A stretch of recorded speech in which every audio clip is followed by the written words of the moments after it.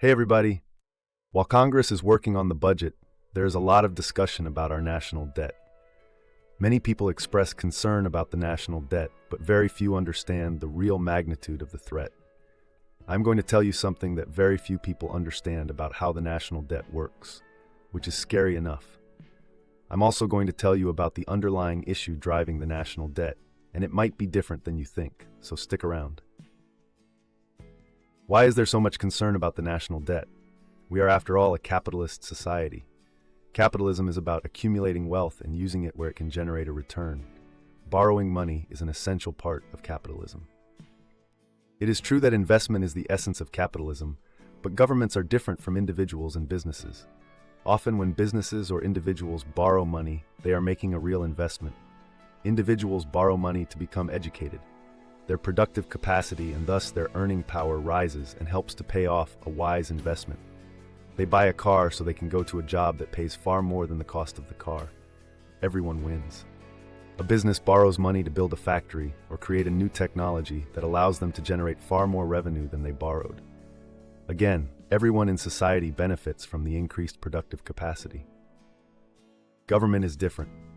A significant share of government spending is consumption, with no increased productive capacity and no return on investment. That means the only way for the government to pay off the debt they accumulate is to take more money from those who generate products and services. Governments often talk about investment, but in most cases they are more like someone who takes a payday loan to spend their check before they get it. They are spending forward with no increased capacity to repay what they have borrowed. There are no certainties in life, so every investment carries some risk. An individual may be unable to finish school and have difficulty paying back student loans. A business may spend money developing a product that sells poorly and have difficulty repaying their investors.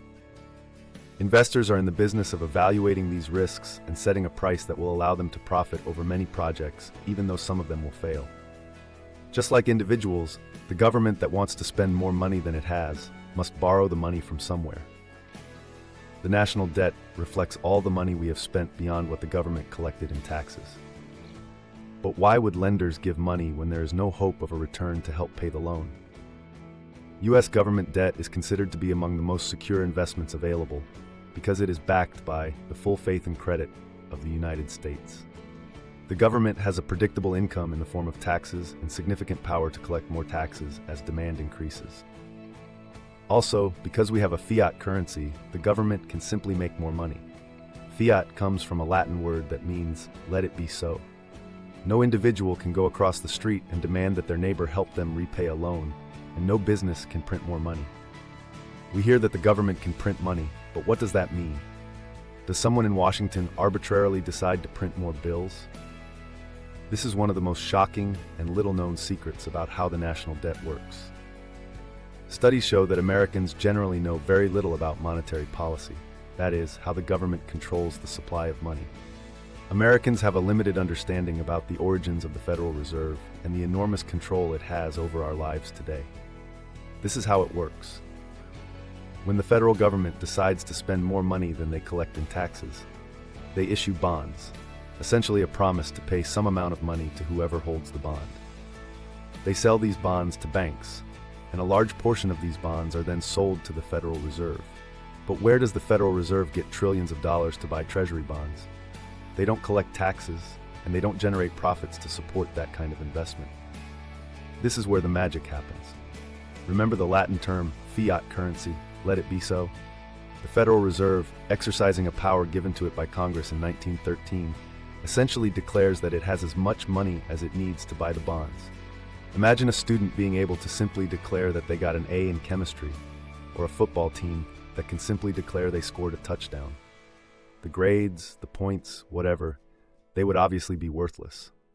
There are no well-defined limits on the Federal Reserve's ability to buy more bonds. When they passed the Federal Reserve Act, Congress knew they were creating a back door through which they and future legislators could escape responsibility for generations to come. It takes more than a semi-private, unelected entity like the Fed to enable catastrophic behavior. It also requires ignorance on the part of an uninformed population willing to be enslaved. It goes without saying that the uninformed party in any financial transaction is more likely to lose.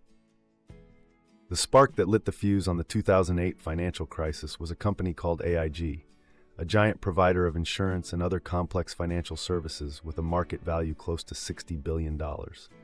By the end of 2008, they had a value of less than $3 billion. 95% of their value vanished. On September 12th, their shares opened at $193. On September 17th, they closed at $26. AIG's operations did not change overnight. Investors decided collectively to acknowledge the company had lost its value. In part, this was a change in sentiment. This is the whispered secret about our national debt. $35 trillion is not money we will repay. The thin barrier between the federal government and default is built largely of emotion. This brings us to the underlying issue that drives the national debt and why it represents an existential risk to our country and our way of life. Our economy is central to American political and military power. The freedom and prosperity we enjoy as the global leader, the freedom and prosperity enjoyed by many other countries because we are the global leader, depends on the overwhelming drive of the American economic engine. That engine is so powerful, we have come to feel that American leadership and prosperity is inevitable. History suggests otherwise, and not just the history of companies like AIG. Societies that oversend their limits are eventually overcome. Where is the limit? Well, no one knows. Instead of controlling our future, we are gambling on emotion. It's tempting to blame legislators, and certainly they are culpable. But the truth is that in our republic, the government is a mirror of society, a mirror reflection of 350 million individuals. The scary thing about the national debt is what it says about we the people, a people who seem determined to place on future generations an impossible burden in order to have what we want today. In his recent book, The End of Everything, Victor Davis Hanson provides a brief history of societies such as Rome, Athens, and Byzantium that rose to enjoy wealth, power, and security, only to be completely wiped out by seemingly weaker rivals. In each case, it was really the enemy within that dealt the fatal blow. It was the corruption of individuals, mirrored by their governments, and manifested by, among other things, reckless spending on entitlements that led to their collapse. When each individual comes to view the problem as so vast and complex that it's beyond their ability to make a difference, then decline is inevitable. What can we do? We can be informed. Knowledge is power. It's harder for governments to act badly when we are well informed enough to hold them accountable. However, even a well-informed populace will make self-destructive decisions if they lose their moral compass. It's not enough to know that sacrifice, discipline, and moderation are the road to freedom. Freedom and prosperity of the kind we have enjoyed can only be maintained by a nation of individuals firmly resolved to live these virtues when it seems they have the option of living large and passing the cost to someone else.